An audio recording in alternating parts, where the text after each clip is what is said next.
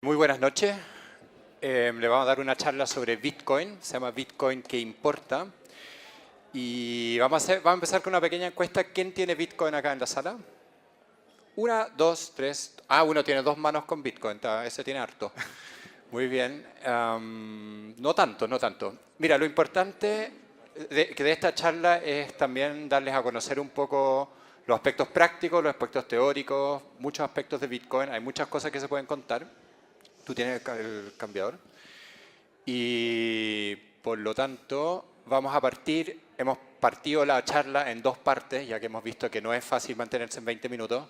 Y la primera es sobre la historia del dinero y los fundamentos de Bitcoin. Con fundamentos nos referimos, por un lado, a conceptos importantes para Bitcoin, pero también al vocabulario. Ustedes se van a ver expuestos a muchos vocabularios que una vez que se entiende qué son, no son tan complicados, pero es bueno conocerlos, y eso es lo que queremos dar a conocer acá.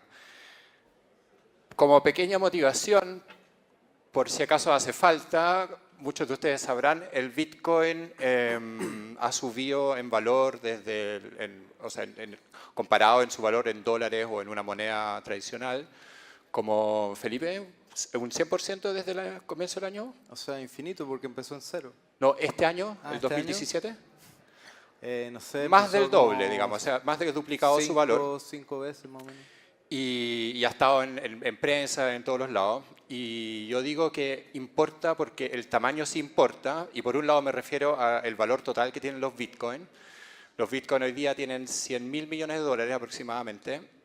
Si eso lo comparamos con otras cifras, por ejemplo, con la cantidad de dinero que se envía como remesa, como trabajador que va, por ejemplo, de Haití a Chile, a trabajar en Chile para enviar plata de vuelta. En todo el mundo, en un año, eso genera como 500.000 millones de dólares y el Bitcoin en valor equivale a un quinto. La comparación simplemente es de orden de magnitud, pero también tiene que ver con que el Bitcoin eventualmente podría ayudar a las remesas a no pagar comisión, que tienen que pagar con Western Union, con otro tipo de servicios que envían dinero de un país al otro. Con Bitcoin se podría eventualmente evitar. Y el otro aspecto de tamaño que quiero rápidamente tocar es simplemente el que se conoce como el efecto red, o el hecho que si una tecnología se hace tan familiar o tan ubicua, todo el mundo al final de cuentas se ve expuesta a ella. Yo recuerdo conversaciones con mi papá sobre el Internet, al final no entiendo bien para qué sirve, y crece y crece y crece, y de repente está ahí y uno tiene que adoptarlo y se da cuenta que sirve para miles de cosas. Facebook es una plataforma que simplemente puede existir por su tamaño, estamos claros con eso. Y en general en adopción de tecnología hay un factor crítico a partir del cual se dice, bueno, esta tecnología llegó para quedarse. Y creo que en Bitcoin ya podemos decir que si bien tal vez el Bitcoin mismo no lo es, la moneda digital criptográfica probablemente sí lo es. Quiero darle la palabra a Felipe para que nos dé la introducción en torno a la historia del dinero. Felipe. Bueno, buenas noches. Como para partir, queríamos como contextualizar un poco esta idea, porque como que mucha gente dice, o sea, se pregunta, ¿es dinero? ¿Es Bitcoin dinero? ¿Son bits en un computador? No están en ninguna parte. Entonces, como hacer una pequeña historia del dinero. Básicamente la idea es que el dinero surge como para arreglar o mejorar las limitantes que tenía el trueque como sistema de intercambio, ¿ya? Y en ese sentido hay una cita de Richard Dawkins que dice que el dinero es la seña formal de un altruismo recíproco no simultáneo.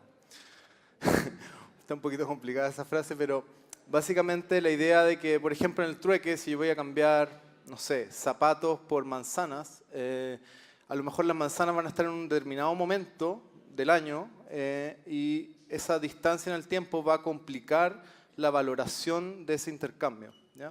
También el trueque tiene otras limitantes, por ejemplo, en la capacidad de escalar o de crecer, que es que yo necesito valoraciones para cada uno de los elementos del intercambio, ¿ya? O sea, si tengo 5 elementos que truequear, necesito una valoración de manzanas en zapatos, de pieles en otra cosa, y así. Entonces eso exponencialmente hace crecer la dificultad de ese intercambio.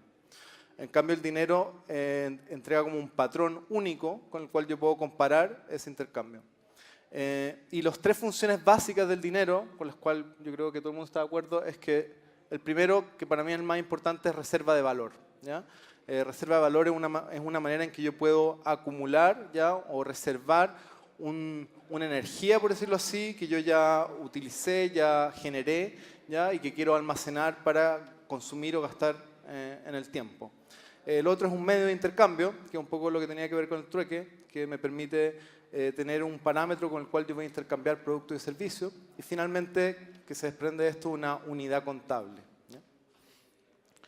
Entonces, el dinero surge como lo que llaman un dinero commodity. ¿Ya? No sé, todos conocen la palabra commodity, son productos que son estandarizados de alguna manera, que son intercambiables unos por otros, como por ejemplo un barril de petróleo o un saco de granos de maíz. ¿Ya? Tienen ciertas características que permiten transarlo en un mercado de valores porque son estándar. Me da lo mismo este saco con este otro saco. Y estos objetos de alguna manera representan la energía de un trabajo que ya se realizó. ¿Ya? Entonces, algunos ejemplos son conchas de caracoles o huesos o dientes de animales. ¿Ya? Entonces, ese hueso o ese diente representa el trabajo que hizo un cazador de cazar un animal y luego agarrar ese diente o ese hueso, trabajarlo, convertirlo en un collar, por ejemplo. ¿Ya? Luego, cuando aparece la agricultura, también puede ser el ganado, los granos, la sal.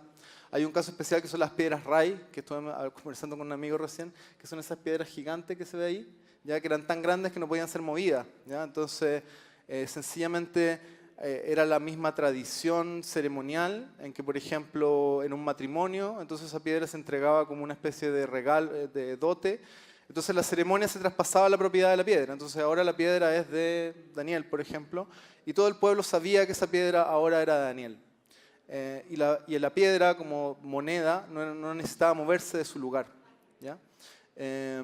Y el caso más conocido de los dineros commodities son los metales preciosos. ¿Ya? El oro, la plata. Y ahora vamos a hablar un poco del oro. El oro es como el caso más clásico del dinero porque por su antigüedad. Se especula que desde hace 40.000 años, aproximadamente 40.000 años antes de Cristo, que hay vestigios del uso del oro como dinero. Y como les decía, estos dineros commodity son primero objetos que tienen un valor intrínseco de antemano a su uso como dinero. Y el oro tenía que ver precisamente por sus características de ser un metal bonito, que permitía hacer joyas, que era fácil de trabajar, pero también está el elemento de su escasez, ¿ya? La cantidad de oro en la Tierra está limitada, un poco también por lo que veíamos, por lo que contaba José Massa. El oro se crea en las explosiones de supernova, ¿ya? Y el oro que estaba en el material que formó la Tierra, por ser muy denso, cuando la Tierra era blanda, todavía media líquida, se fue al centro de la Tierra porque era muy pesado. Entonces todo el oro que hay disponible cerca de la corteza en este momento tiene que ver con asteroides principalmente que han caído en la Tierra. Entonces esta escasez permite de alguna manera que yo no pueda crearlo de la nada, ¿ya? Y de esa manera inflar la base monetaria. Otras características son su durabilidad, divisibilidad, fungibilidad. Es muy importante el concepto de la fungibilidad, que significa que en este caso un gramo o una pepita o lo que sea de oro es igual a otro, ya que no puedo hacer diferencia entre ellos. ¿Ya? Y finalmente que es autentificable, que ya sea midiendo su densidad o haciendo un test químico sencillo, yo puedo asegurarme de que ese oro es real. ¿Ya? En 1976 se acaba lo que se llamó, aquí me voy a hacer un salto histórico gigante, ¿ya? Se acaba lo que se llamó el patrón oro. Ese fue un proceso que empezó después de la Gran Depresión de los años 30 y que finalmente en el año 76 Nixon deja de tener una reserva de oro que respalda el valor de la moneda. Y ahí ese es como el fin del uso del oro como sistema monetario, más o menos como lo conocemos. Hasta ese momento, o sea, en el fin del siglo XIX, siglo XX, surgen los billetes, ¿ya? Como ese billete que está ahí, pero ese billete era un certificado redimible por oro. O sea, ese billete lo que significaba es que había un banco, generalmente la Reserva Federal, pero también en ciertos casos bancos privados, tenían una cierta cantidad de oro guardada y emitían ese billete que era como un representante de ese oro guardado. Y eso se fue reduciendo esa reserva cada vez más hasta que el año 66 desaparece. Y aparece lo que se llama el dinero fiat o dinero fiduciario. Y fiat, como a los que leen la Biblia saben, cuando Dios decía hágase la luz, ¿ya? Fiat lux, quiere decir sencillamente que ese dinero se crea a discreción de los bancos centrales y no tiene una reserva detrás ni en oro ni en ningún otro valor. Hay otro elemento que influye en todo esto, que es lo que se llama la reserva fraccionaria. La reserva fraccionaria es que los bancos, cuando uno deposita su dinero en los bancos pueden prestar ese dinero. Y la ley les exige que guarden una cierta parte, que puede ser un 10%, un 5%, un 2%. En la práctica lo que esto significa es que los bancos privados comerciales están creando dinero que antes no existía a través del préstamo. Y como pueden ver en ese gráfico de ahí, por ejemplo, una reserva fraccionaria del 10% significa que un banco eventualmente va a crear 10 veces el dinero que originalmente existía. Entonces, si bien la reserva fraccionaria existía de antes de que existiera el fiat, con el fiat se vuelve mucho más dramático porque se puede multiplicar hasta 10 veces un dinero que se está creando sin otro respaldo, ¿ya? Para resumir un poco, contrastando estos dineros commodities de los que hablaba con este nuevo dinero fiat, es que si el dinero commodity era la reserva de un trabajo ya realizado, el fiat se crea como deuda. Por lo tanto, desde mi perspectiva, es una promesa de un trabajo por realizar en el futuro. Entonces, de alguna manera me permite gastar hoy un dinero, un valor que no se ha creado todavía, ¿ya? Y ahí podemos ver un gráfico que es la base monetaria histórica del dólar desde principios del siglo. Y podemos ver, por ejemplo, por ahí, por el año 1970, que es cuando se acaba el patrón oro, cómo empieza a aumentar la cantidad de dinero. Y luego se produce un aumento bastante radical, que es alrededor de 2008. ¿Ya? ¿Qué pasó en 2008? La crisis subprime. Entonces, si bien el sistema fiat se crea porque supone que yo al controlar la reserva, o sea, la base monetaria, puedo de alguna manera regular los ciclos económicos, que era lo que se pretendía, en la práctica eso no ha ocurrido, ¿ya? Igual es discutible porque no sabemos cómo habría sido la crisis si es que siguiéramos en el patrón oro. Pero siguen existiendo crisis económicas. Hubo la crisis .com, la de 2008, ¿ya? Y para mí, desde mi perspectiva, la principal crítica que tiene esto es que, lo que les decía, me permite gastar hoy día un dinero que no ha sido creado, un valor que no ha sido creado, ¿ya? ¿Y qué es lo que respalda el valor de este fiat? Básicamente los estados, ¿ya? Porque los estados definen una ley que declara una moneda oficial y los estados dicen que ellos van a cobrar los impuestos en esa moneda oficial y en algunos casos obliga al comercio a aceptar esa moneda como intercambio, ¿ya? Entonces, el valor básicamente del fiat que se crea de la nada de los bancos centrales proviene básicamente del poder de los estados de generar la confianza en ellos mismos y en las instituciones que participan, las instituciones financieras, los bancos, en que ese dinero tiene algún valor, ¿ya? Pero ¿qué es lo que pasa cuando estas instituciones fallan y se pierde la confianza? Tenemos el caso de la burbuja inmobiliaria, ¿ya? De la crisis de 2008. Ahí vemos en el gráfico cómo aumenta el valor de las propiedades. Y es interesante que haya sido inmobiliario porque de alguna manera el problema del fiat es que me quita valor, la capacidad de reserva de valor. Y por lo tanto uno busca en qué guardar su valor y una de las cosas es en las propiedades, en el mercado inmobiliario. Entonces el hecho de que se haya producido una burbuja en este caso es significativa, ¿ya? ¿Y por qué les hablo de la crisis financiera de 2008? Es principalmente porque ese es el año en el contexto en el que surge Bitcoin. Nace Bitcoin, exactamente. Entonces, de alguna forma, Bitcoin está motivado a revertir esta tendencia, ¿no? A reemplazar los commodities por un dinero fiat donde de alguna forma apostamos nuestro futuro. Y antes de poder entrar a entender por qué eso es posible con una moneda digital, o sea, si hay algo que puedo producir como de la nada, uno podría pensar, es la información digital. Sin embargo, vamos a ver que tiene muchas propiedades del oro, el Bitcoin, y de hecho tu charla se iba a llamar Bitcoin, el oro digital. Bueno, queremos partir con una hoja de ruta antes de entrar en los detalles de lo que vamos a ver en esta primera parte, que son un poco las características que destaca el Bitcoin en términos de ser una moneda digital. Lo primero que tiene que lograr Bitcoin, obviamente, es que tiene que ser seguro, tiene que evitar el fraude monetario. No puedo estar inventando dinero, no puedo decir que yo te traspasé $1000 o 1000 Bitcoin y en realidad solo te llegaron 800. Todas esas cosas de alguna manera tienen que estar aseguradas de que acá las cosas funcionen como nosotros estamos acostumbrados, pasando, digamos. También nos gustaría que fuera transparente, o eso es lo que se propuso la persona que creó Bitcoin, queriendo decir que todo el funcionamiento y toda la información que se va generando a medida que nosotros transamos los Bitcoin va a estar disponible a todo público. No sé si se dan cuenta lo importante que es eso. Significa en el fondo que yo puedo mirar, traducido, puedo mirar la cuenta corriente de cualquier persona y ver a quién le ha depositado esta persona en toda su vida, en todas las transacciones en definitiva. Eso tiene una contraparte, que es que el dinero también es anónimo. En realidad yo no me identifico con mi nombre diciendo, mira, yo soy Daniel y yo voy a empezar a tener estas cuentas corrientes en Bitcoin, sino que en realidad yo creo un número que no se puede tracear en principio a mi persona. Así que básicamente estamos hablando de como cuentas que están identificados por números que intercambian el dinero.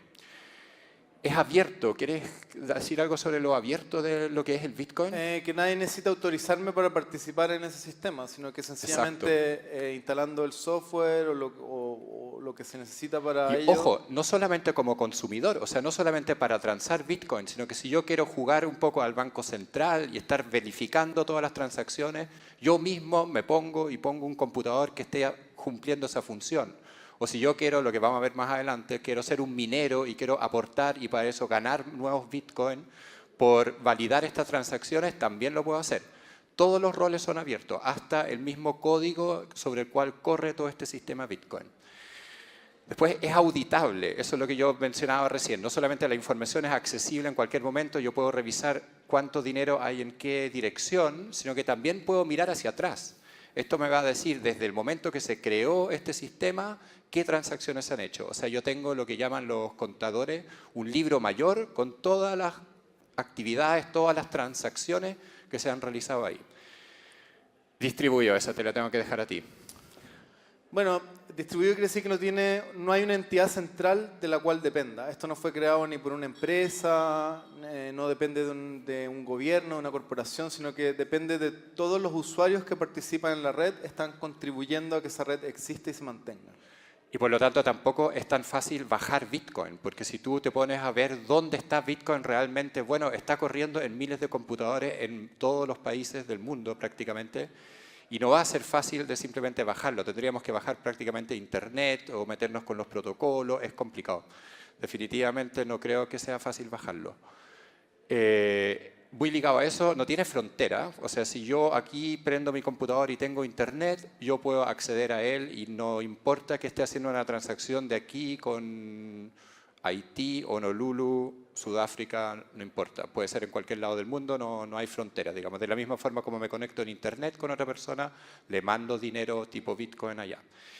Y la propiedad de oro es que no tiene inflación. O sea, es de hecho una moneda deflacionaria. Claro, está preprogramado la forma como se crean los Bitcoin y si todo está bien programado, se sabe que para el año 2144 se van a haber generado el tope de cantidad de Bitcoins, que son 21 millones de Bitcoins. No van a haber más Bitcoins en el mundo. Entonces es un oro garantizadamente que no se va a encontrar más en ese sentido. Esa es la hoja de ruta que les propongo y vamos a tener que partir desde los inicios para poder entender un poco. Entonces, yo no sé por qué se llama Bitcoin, pero en todo caso, a mí Bitcoin es moneda, ¿verdad? En inglés. Y en verdad, el Bitcoin como moneda digitalmente no va a existir. No vamos a hablar de Bitcoins. Porque es complicado. Digamos, si yo quisiera simular que le paso una moneda a Felipe, la tengo que soltar, va a estar en el espacio y le tiene que llegar. Entonces, resulta mucho más conveniente computacionalmente basarnos en la transacción o la transferencia, si ustedes quieren, por una palabra más simple por ahora, como unidad, como concepto fundamental. Vamos a ver una transacción como cosa principal. Y acá está un poco chico, me imagino, pero a mano izquierda esa como barata tipo electrónica representa una transacción. Y lo que tiene es como patitas donde entra algo que son 5 BTC, 5 Bitcoin, que no es poca plata, $25.000, o ahora ya mucho más, 40, y sale por dos lados. Sale salen 2 arriba y salen 3 abajo. Y lo que pasa es que entran 5 de una determinada dirección y salen a otras 2 direcciones, ¿no? En este caso estamos comprando algo, entonces esos 5 Bitcoin pagan, con esos 2 le pago a una persona y los otros 3 me los devuelvo a mí mismo. ¿Por qué es necesario, digamos, generar ese cambio? Lo vamos a ver enseguida. Tiene que ver con que no se pueden hacer otras cosas que transacciones. Y la regla básica de una transacción, o sea, si alguien me muestra una transacción, lo primero que yo tengo que ver es que sume 0. Las transacciones suman 0, por lo tanto, una transacción misma no genera dinero. Lo que se puede hacer es quitar una parte de la salida y decir que, vamos a ver más adelante, por validarme la transacción, se queda una comisión con la persona que la validó. Pero esencialmente la transacción suma 0, así que no genera ni destruye dinero. Ahí también pueden ver en ese sitio que de verdad todo es visible. O sea, ustedes van a ese sitio y buscan una transacción determinada, ya sea por la dirección que alguien les dio, y les van a decir todos los detalles de la transacción. Cuándo ocurrió, de dónde para dónde fue, cuánta comisión pagó, etcétera, etcétera. Y está todo registrado. Y este es un servicio de varios, y esto en el fondo está montado por encima del sistema propiamente tal. Y también podemos ver que las direcciones de entrada son simplemente unas tiras de caracteres horribles que no me permiten identificar nada. Así que el anonimato ya parte ahí. Ahora, lo genial de estas transacciones es cómo vamos a sacar el dinero, lo que entra, y dónde vamos a meter lo que sale. Va a ser muy simple. Lo que vamos a hacer es simplemente que la transacción va a encadenarse con otra transacción. O sea, una transacción que está acá, que tiene salida, es una transacción a la cual yo le puedo adherir una nueva transacción pasando el dinero a la siguiente persona.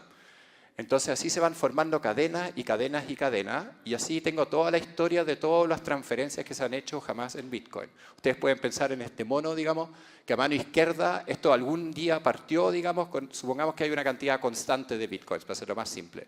Entonces al comienzo el creador de los Bitcoins las tenía todas, tenía todo qué sé yo, 5 millones de Bitcoins. Empezó y le hizo una transferencia a su amigo que estaba trabajando con él, y repartieron los Bitcoins en 2 direcciones, una para él, una para él. Y así empezó y se empezó a expandir, expandir, expandir. Entonces, si yo soy capaz de mantener esta red de transacciones, yo tengo toda la información sobre los Bitcoins. No necesito cuentas corrientes, no necesito llevar balance, está todo en estas transacciones. ¿Y dónde está la plata? La plata, o sea, lo disponible, mis fondos, están en las salidas que todavía no han sido ocupadas, que están aquí marcadas en verde. Y esas salidas son tan importantes que se les ha dado la sigla UTXO, que quiere decir Unspent Transactions, Outputs. O sea, son salidas que no han sido gastadas. Y bueno, este va a ser nuestro registro. La pregunta es cómo mantenerlo, pero ese va a ser el registro. Vamos a tener que hacer un pequeño tour, porque ahora lo que pasa es que como nos importan tanto las transacciones, tenemos que aprender a cómo guardarlas, cómo asegurarnos que nadie las malea, que nadie las maltrata, de tal forma que yo las pueda, digamos, tener en el espacio de Internet. Como hemos dicho que todo es público, todo da vuelta en computadores, queremos que nadie pueda, digamos, modificar una transacción que ya se hizo, que no pueda malearla, etc. Entonces vamos a partir con una cuestión que se llama las funciones hash. Y las funciones hash, como toda función matemática, digamos, toma una cosa y la lleva a otro espacio. Y lo que hace es que toma documentos o transacciones y las comprime y las ocupa en una tira de caracteres, que la pueden ver acá en el violeta, ¿no? Ahí se llama digest o se llama hash. ¿Y de qué nos sirve eso? Básicamente lo que ocurre es que hay una correspondencia entre ese documento de entrada y su valor hash. De tal manera que si hago un cambio en ese documento, el valor hash también va a cambiar. Por lo tanto, es como una especie de sello. Si yo te paso un documento y te digo, este es el sello, tú calculas la misma función hash y te sale el mismo sello, tienes el mismo documento. El único problema es que si tú cambias el hash y cambias el documento, puedes generar nuevamente una pareja, digamos, consistente. Es como las parejas, como las estrellas de José Massa un poco. El documento va con su valor hash. Entonces, la típica forma, que la gente que hace un poco de informática lo debe de conocer, es que si yo tengo un documento y lo publico y soy dueño de un espacio que yo controlo, publico también el hash de ese documento. Y digo, mira, acá hay un programa genial, tomen, por ejemplo, el nuevo Bitcoin, y este es su hash. Y yo puedo libremente, la gente puede distribuir las copias, y si me llega la copia de no sé dónde, yo simplemente le calculo el hash y veo si lo comparo con el original y digo, ah, sí, el programa está ok. Y el hash más famoso que yo creo que todos nos hemos topado en alguna vez se llama MD5, y mucha gente que baja programas, digamos, tiene el hash ahí por si acaso hay un problema en la bajada, etc. Muy importante el hash. Pero el hash tiene esa cuestión de que tenemos que controlar dónde lo guardamos, ¿no? Si alguien tiene un documento y lo cambia y le calcula el hash nuevo y pasa las dos cosas al siguiente, bueno, eso también es consistente, es la pareja la que es consistente. Entonces, ahora viene un twist, una vuelta al tema del sello que lo convierte en la firma digital. Y la firma digital me va a permitir, en el fondo, pasarte algo con su valor, con su firma, de tal forma que tú no vas a poder modificarlo. Y lo que pasa ahí es que el sello se convierte personal. Yo lo que hago es le tomo el sello, después el sello lo encripto con una cuestión que se llama una llave privada, que solo yo conozco, nadie más la conoce. Y esa llave privada tiene también una pareja que es la llave pública. Entonces yo le paso la llave pública a los otros y les digo, mira, yo acabo de encriptar esta cuestión, ábrelo tú con esta llave pública. Y él lo abre y descubre el sello, y con el sello y el documento, que el documento no está encriptado ni nada, el documento está adjunto nomás, compara nuevamente el hash, el sello con el documento y dice, sí, efectivamente, esa era la llave pública asociada a la llave privada que creó este documento. Eso quiere decir, en el fondo, que yo firmo el documento y estoy seguro que ese documento fue producido por mí. Esa es la cuestión. En resumen, valida la procedencia y el contenido. Una firma digital me permite validar quién produjo este documento y si está consistente, si fue adulterado o no. Y eso es todo lo que necesitamos realmente, porque si nosotros tenemos una llave privada, podemos en el fondo generar una transacción firmada por nosotros y es como que hacemos un cheque. Eso es la cuestión del Bitcoin. ¿Y qué es lo que se hace? Tú simplemente inventa tu llave privada. Y eso en computación siempre es asombroso y tiene que ver con lo mismo que nos asombra la astronomía, de muchas cosas que tenemos muy mala imaginación para los números grandes. Entonces, si nosotros hacemos que esa llave privada exista en un espacio suficientemente grande, y ahí hay una cita media cursi de Reddit que le indica, digamos, cuántas llaves privadas posibles hay, simplemente podemos generar números que no son ni nada de pesados, digamos, son esas tiras de caracteres que ven ahí en el cuadrado verde, o sea, un documento de este porte tiene combinaciones posibles mucho más que átomos hay en la Tierra. Así que si tú inventas uno de esas tiras de caracteres, va a ser muy diferente a la de otra persona. Así que invéntate tu llave privada, de tu llave privada vamos a determinar la llave pública, que es la que le va a permitir a la gente validar lo que tú firmes con tu llave privada, y también te va a asociar como por añadidura una dirección a la cual tú vas a poder recibir y emitir Bitcoin. Esa es la cuestión. Hasta ahora no hemos hecho nada de computación, o sea, no estamos hablando de programas, estamos hablando de puros números y algoritmos y cosas abstractas. Ahora partimos a tener una aplicación que es la billetera. ¿Qué es lo que hace la billetera? A la billetera, que nosotros la podemos bajar, hay miles de proveedores de billetera, la billetera te pregunta por tu llave privada, te la puede almacenar por ti, puede no hacerlo, en todo caso, ojo con la llave privada, ya vamos a hablar de eso. Y lo que hace la billetera es que tú le dices, quiero generar una transacción a tal dirección. Ok, tu llave privada, generamos el sello, encriptamos el sello y le pasamos la transacción, la tiramos a internet, digamos, a este tema de Bitcoin, donde la puede recoger la billetera receptora. Ahora, como ver en ese dibujo, súper clave, las llaves privadas tienen que quedar fuera de internet, porque en el momento que tú le pasas la llave privada a alguien, esa otra persona, efectivamente es tú, digamos, puede también firmar por ti. En el fondo es perder tu identidad, se entrega, así que cuida tu llave secreta, es como lo máximo que hay en Bitcoin, es eso.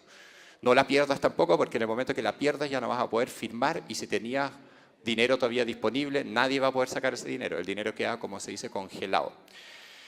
Voy a reiterar algo que ya dije. El número privado, la llave privada, ustedes la inventan. Por lo tanto, las billeteras tampoco la registran. Acá no hay nada que hacer, digamos, aparte de simplemente partir con la billetera vacía, eso sí, en principio, y recibir o enviar dinero.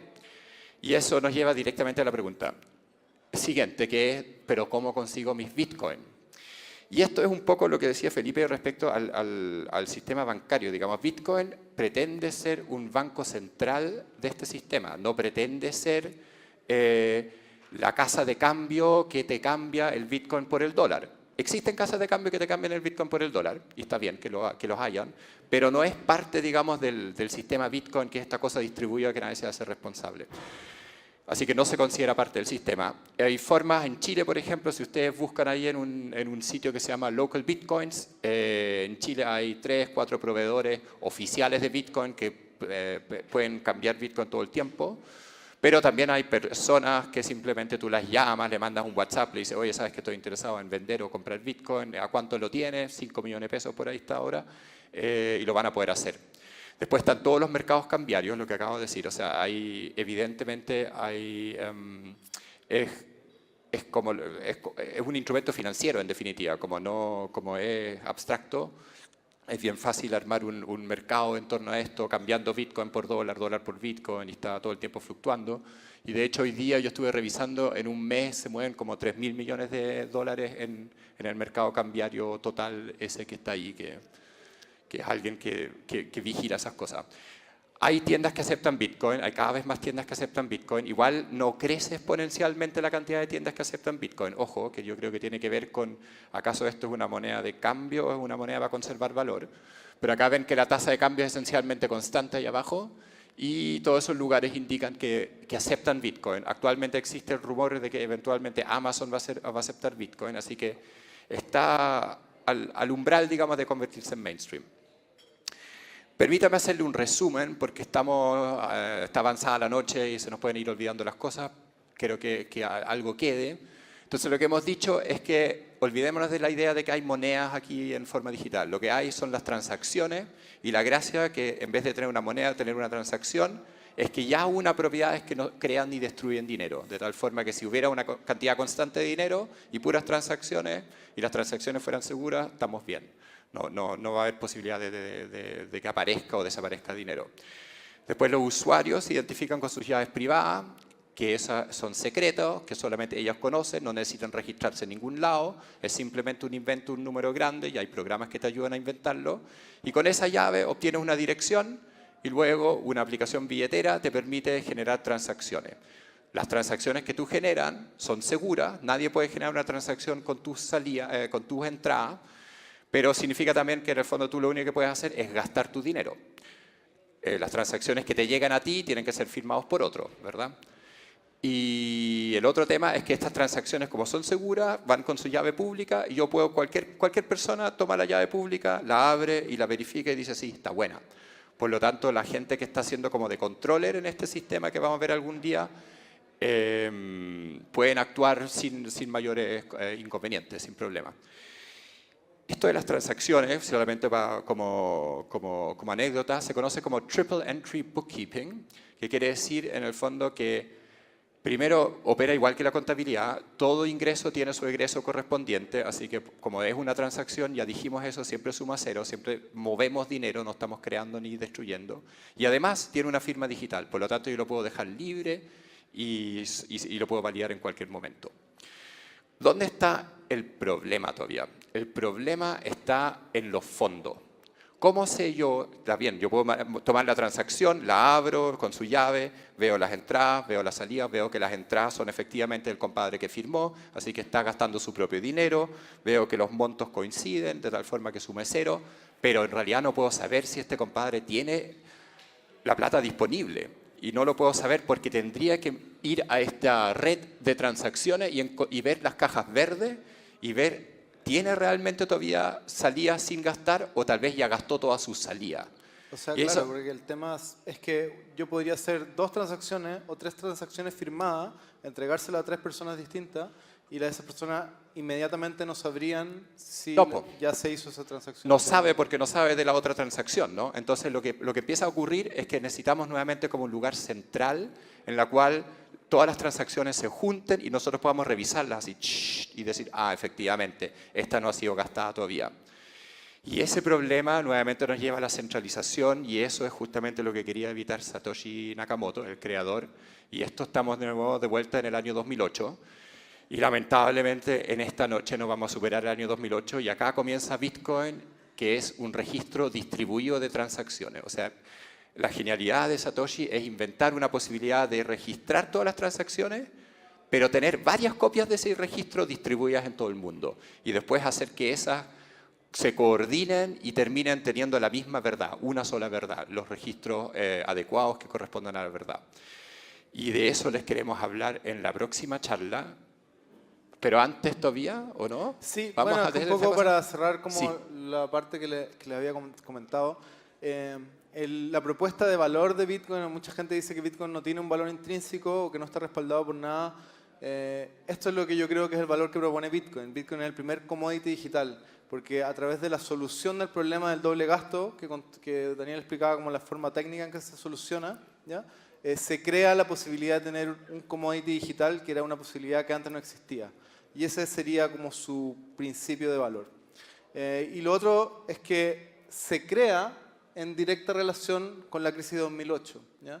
Este es el primer bloque que existió de Bitcoin y tiene una referencia que dice ahí, en enero de 2009, el canciller a punto de hacer el bailout. ¿Cómo se traduce eso? No sé. Salvar a los bancos, ¿ya? Que es el titular, salvar de la quiebra, sí.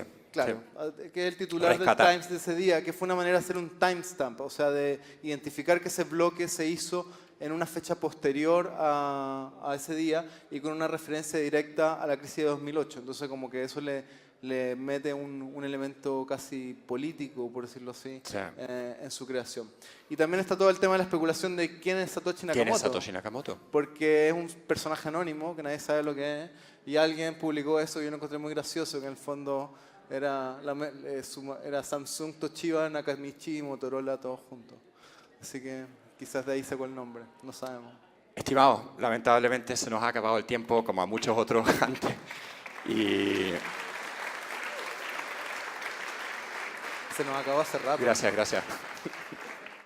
Gracias por la presentación que se centró, lo que vi principalmente en el funcionamiento. Respecto de las ventajas que presenta el sistema de Bitcoin respecto del dinero normal. Hay algunas ventajas que me parecen que podrían generar problemas graves y que afectan la confianza en el sistema. Una de ellas, por ejemplo, es el anonimato. Otra es la vulnerabilidad, la aparente invulnerabilidad del sistema. Hace 10 años atrás, tener dinero en paraísos fiscales, por ejemplo, era algo bastante común, incluso un signo de estatus. Se utilizaba porque principalmente los paraísos fiscales te daban secreto de quién eran los titulares de los bienes o de las cuentas, no te cobraban impuestos, no habría regulación bancaria. Sin embargo, hoy en día hemos visto que en los últimos 3 años han caído los gobiernos coordinados del mundo por parte de la OSD, el G20, han caído y se han coordinado para caerle duro a los paraísos fiscales. Hace poquito acaban de revelar los Paradise Papers, Panama Papers, el Wikileaks en general. ¿Y por qué le cayeron los gobiernos coordinados del mundo? Porque los paraísos fiscales, lamentablemente, a través de las ventajas que ofrecían, entre ellas el anonimato, entre ellas la falta de regulación y la falta de tributación, se prestaban para que gente muy bien intencionada guardara con razones legítimas su dinero ahí, como podría ser alguien, un inversionista que quiere invertir en bitcoins, que es legítimo y no quiere ocultar nada, como también se prestaban para financiamiento del terrorismo, lavado de dinero, narcotráfico, pago de corrupción política, coimas, y todo lo que podamos imaginar. Y me parece que las bitcoins, lo que están ofreciendo hoy en día, quizás en 5 años más le van a caer los gobiernos coordinados del mundo porque están ofreciendo algo que está facilitando todas estas actividades ilegítimas e ilícitas. Entonces, por un lado, yo como inversionista, si quiero comprar bitcoins, me produce una incertidumbre enorme y si uno sabe algo de historia y ve lo que ha pasado con los paraísos fiscales, no invierto jamás en un bitcoin porque me van a mezclar. Ojo, si mi dinero es legítimo y yo compro bitcoins, nada me garantiza que en 5 años más, cuando caigan los gobiernos a sancionar esto, me van a mezclar, así como hoy en día hay gente que lo está mezclando con narcotraficantes que están invirtiendo en paraísos fiscales, me van a mezclar con todo eso. Por lo tanto, hay un problema serio de regulación y legalidad y legitimidad del sistema. Segundo punto, la vulnerabilidad. El dinero está basado en la confianza. He hablado con amigos, este tema lo he conversado. Hay personas que dicen que este sistema es infalible. Si no se sabe quién lo creó, el que lo creó, de alguna forma tiene la llave para jugar y manipular. Entonces, mi tema es, se han planteado el tema de cómo van a solucionar los problemas que ha generado, por ejemplo, Silk Road, es la ruta de la seda, fue cerrado por Estados Unidos porque se accedía a través de un programa que se llama Tor, con anonimato, y se estaba prestando para comprar servicios y ¿Puedo tomar productos la primera ilegales. la segunda parte ¿Cómo primero? enfrentan ese tema El de tema la de lo que sustentabilidad dijo en que el era tiempo de falso, las lo bitcoins del- frente a estos desafíos de legalidad o legitimidad? Ya. Gracias. Estimados, Aló. sí, estamos todavía al aire, Felipe. Todavía no nos han cortado los gobiernos de este mundo. Creo que Primero una que excelente- nada, hagamos una cosa. Tú vas a dar la respuesta de la pregunta principal y yo voy a hacer una cosa chica respecto al tema de Satoshi y acaso podemos validar cómo funciona esto o no.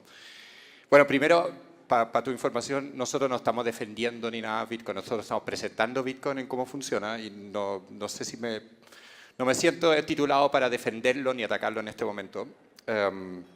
Ahora, respecto a los puntos que plantea, el segundo, de que no se puede validar acaso esto tiene una falla o no, es completamente falso. O sea, hoy en día los cambios Bitcoin es un software que está programado y está en código abierto y tú puedes revisar línea por línea y lo están haciendo mucha gente.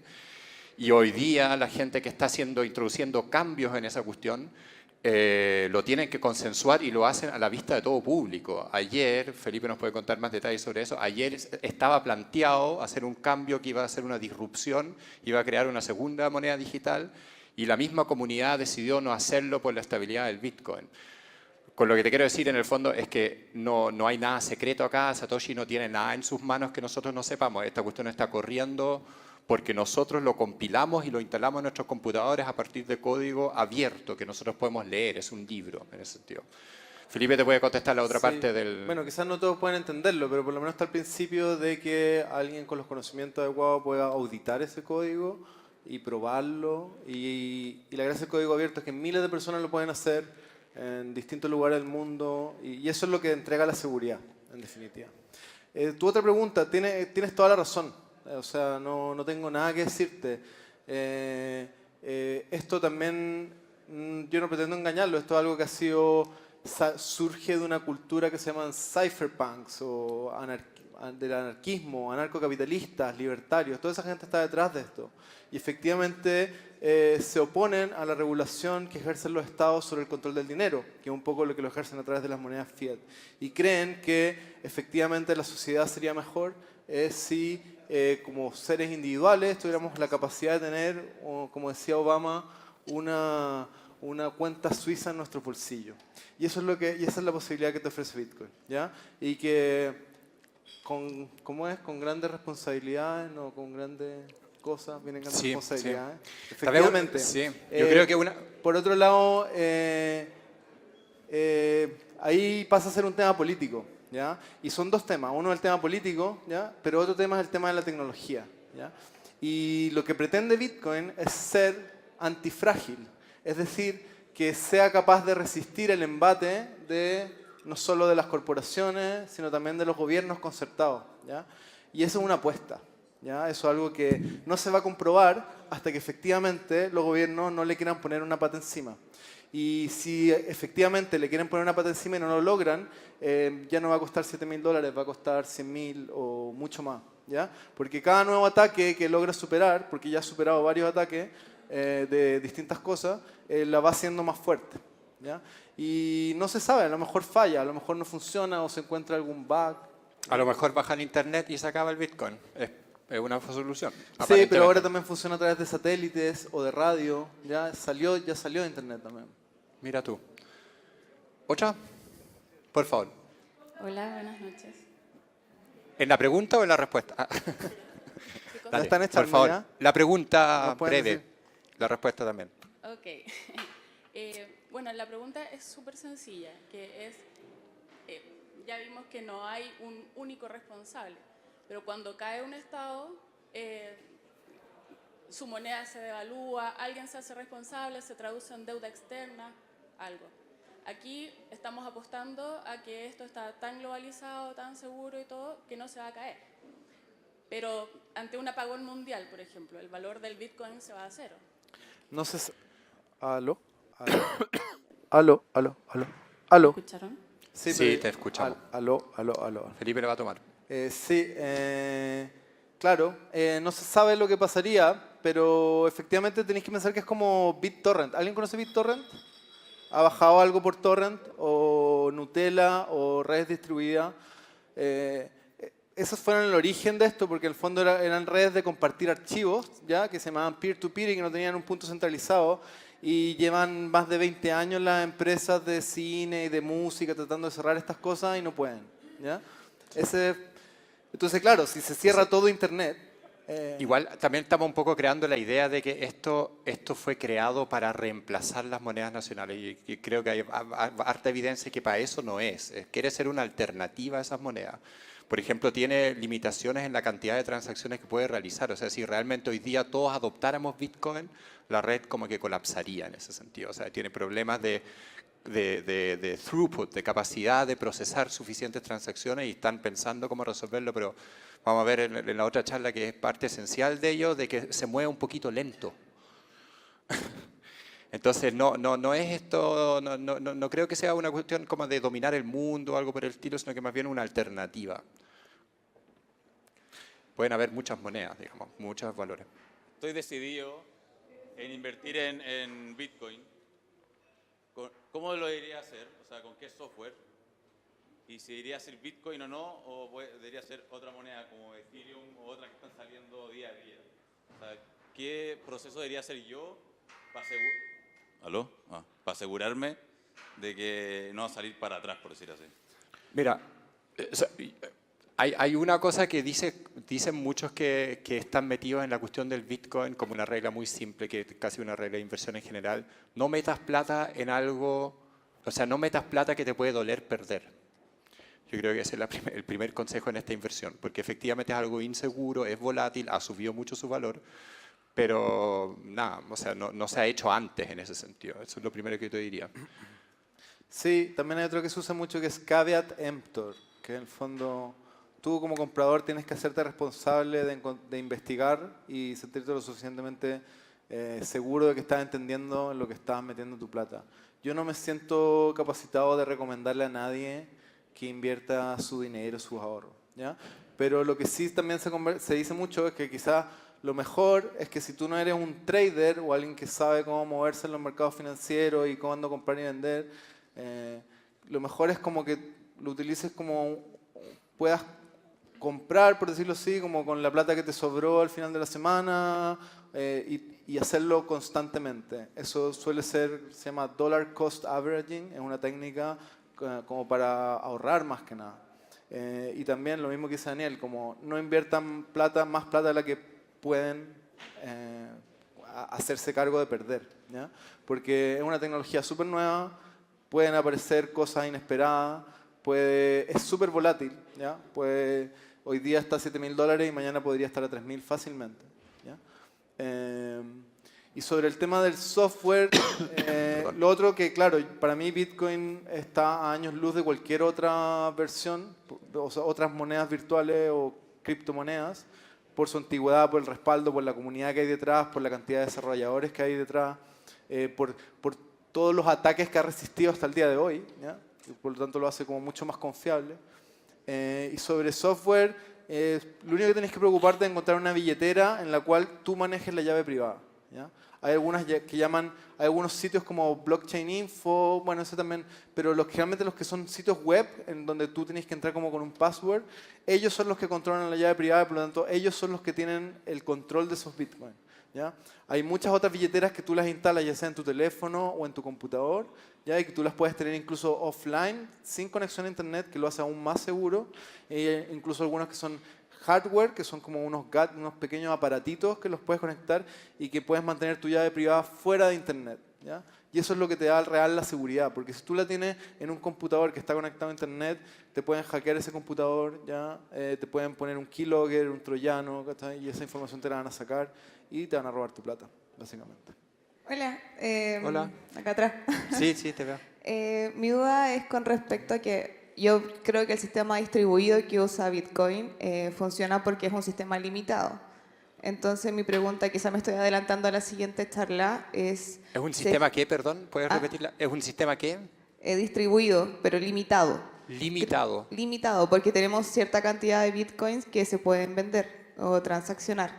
Mi duda es, ¿se espera aumentar ese número de Bitcoins para vender o se espera dividir en mayor cantidad lo que hay hoy en día y venderlo de otra forma a cómo se vendía cuando comenzó? Porque yo tengo amigos ver, que han comprado un Bitcoin entiende. que hoy en día A ver. hicieron bien, pero me refiero a que se va más dividiendo. ¿Qué es lo que se espera? Me gustaría saber. La emisión, bueno, esos van a ser temas como que lo vamos a tocar en la próxima, pero igual la emisión está limitada y tiene un decrecimiento exponencial. Cada 4 años se reduce la mitad.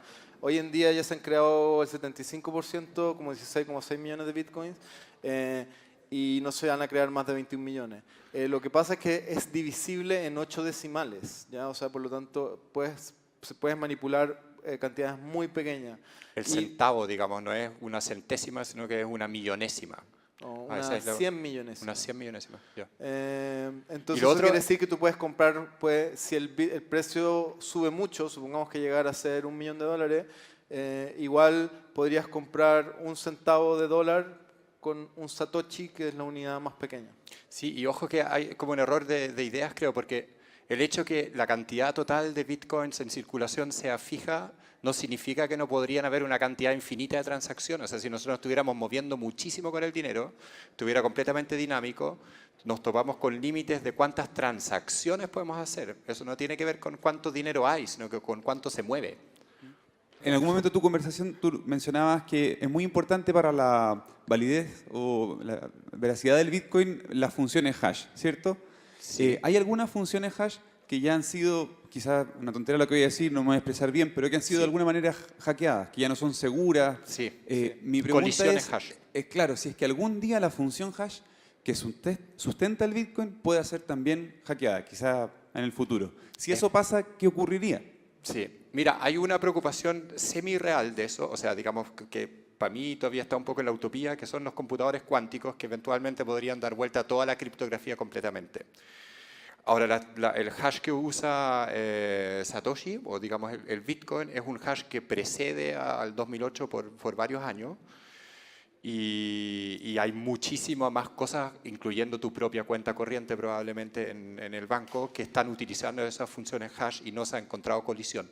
El problema con la función hash es simplemente una función. El problema que pasa es que si tú encuentras dos documentos que son diferentes, pero producen el mismo valor hash, cosa que para MD5 se ha logrado, se te quiebra el paradigma, ¿no? Entonces significaría que dos llaves privadas diferentes están trabajando con la misma dirección, por ejemplo, de ingresos y egresos de transacciones. Altamente improbable que ocurra. Pero es posible, y por eso Exacto. es improbable, pero es posible. Nada es imposible, pero altamente Entonces hay improbable. riesgo, y por eso también es o sea, el hecho de que tenga tanto potencial de ganancia es porque también hay mucho riesgo, porque así funciona Sí. el mundo de las inversiones. Ahora, si podemos hacer un pequeño anticipo, tiene una cosa muy chora el tema de cómo él asegura después las transacciones, que calcula también las mejoras computacionales que se van produciendo, digamos. Entonces, de alguna forma, la velocidad de procesamiento a propósito se frena aun cuando los computadores sean cada vez más rápidos. Es bien interesante eso para la próxima. Para la próxima. Para la próxima. Gracias, gracias Macarena. Ahí sí. Bueno, la próxima es el 7 de diciembre, porque el tema es robusto y da para mucho.